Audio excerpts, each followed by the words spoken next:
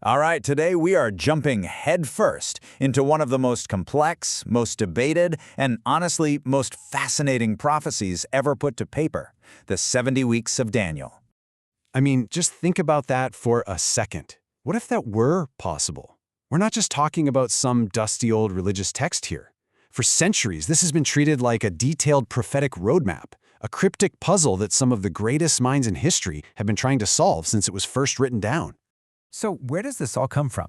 Well, it's tucked away in the 9th chapter of the book of Daniel, and it lays out this period of 77s, which pretty much everyone agrees means 490 years, a time specifically decreed for the Jewish people and for Jerusalem.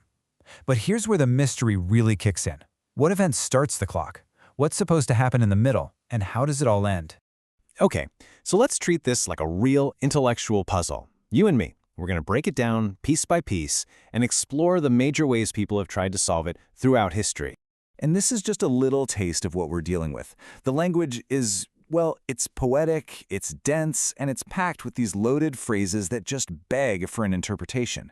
You've got anointed ones, a prince who is to come, a covenant that gets made. Every single phrase is a clue, a potential key to the whole thing. So before we can even think about solving this, we need to understand what the pieces of the puzzle actually are, you know? The 70 weeks prophecy has these critical variables, and believe me, how you define each one, well, it changes absolutely everything. This chart right here is going to be our guide through this whole thing, our game board, if you will. It lays out the 6 fundamental questions that every single interpreter has to answer. What kicks off the timeline? Who are the 2 different anointed ones mentioned? Who's the guy who makes a covenant? And what on earth happens in that final climactic 70th week? So let's start filling it in. First up, we're going to look at interpretations that believe this whole thing is, well, it's done. Over. It's all in the history books, and the key events happened a long, long time ago. The first major historical interpretation is called the Maccabean view.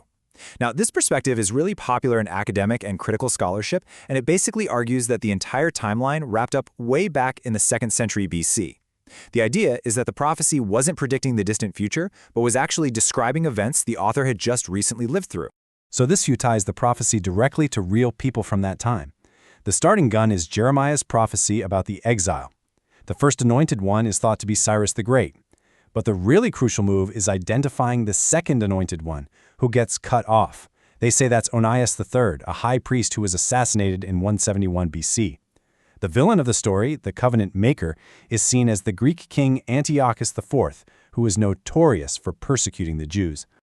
This timeline really illustrates the whole narrative perfectly. It kicks off with Jeremiah's word, goes right through the murder of Onias, and it all wraps up with the Maccabean revolt, which cleansed the temple, and, according to this view, brought the 70th week to a close. See? It's a completely self-contained historical fulfillment.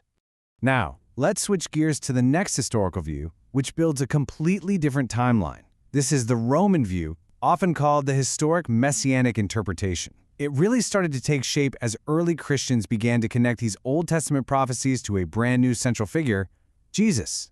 In this view, things get streamlined. Both anointed ones are Jesus. The timeline starts with one of the decrees from a Persian king to go back and rebuild Jerusalem. The 69 weeks, or 483 years, are seen as leading directly to a key moment in Jesus' life and ministry. The covenant maker isn't a villain. It's Jesus himself establishing the new covenant. And that dramatic final week? It culminates in the total destruction of the Jerusalem temple by the Romans in the year 70 AD.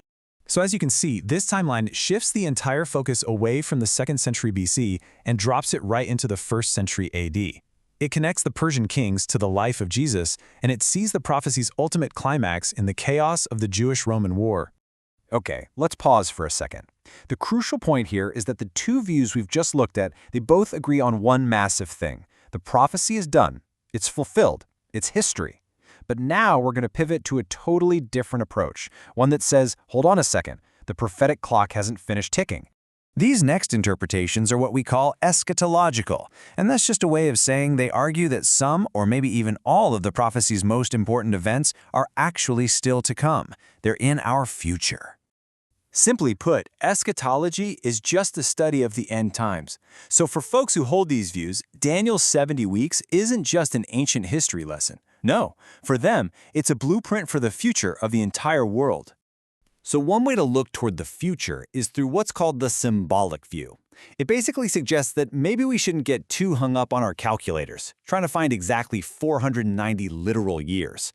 Instead, the numbers are meant to represent symbolic periods of time. Now, there's a version of this view from a scholar named Thomas Mukamasky, and it has some pretty surprising twists. It identifies the first anointed one as Cyrus, same as the Maccabean view, but it sees the 52 weeks as an indefinite period of time that we're still in right now. And here's the real shocker. In a complete reversal, the second anointed one, who comes at the end, it's not a hero. It's the Antichrist, who also makes that covenant during a final future tribulation. And finally, that brings us to a massively popular and influential interpretation, the interval view. You might also know it as the dispensational view, and it really gained a huge following in the 19th and 20th centuries. This view is kind of both messianic and futuristic.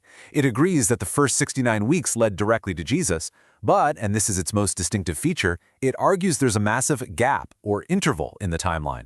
It's as if the prophetic clock stopped right after the 69th week, and that clock won't start ticking again until it's time for the final 70th week, a future 7-year period, often called the tribulation, where the Antichrist will show up, make a covenant, and then dramatically break it.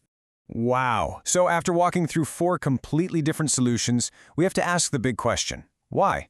Why is this one ancient text so open to interpretation?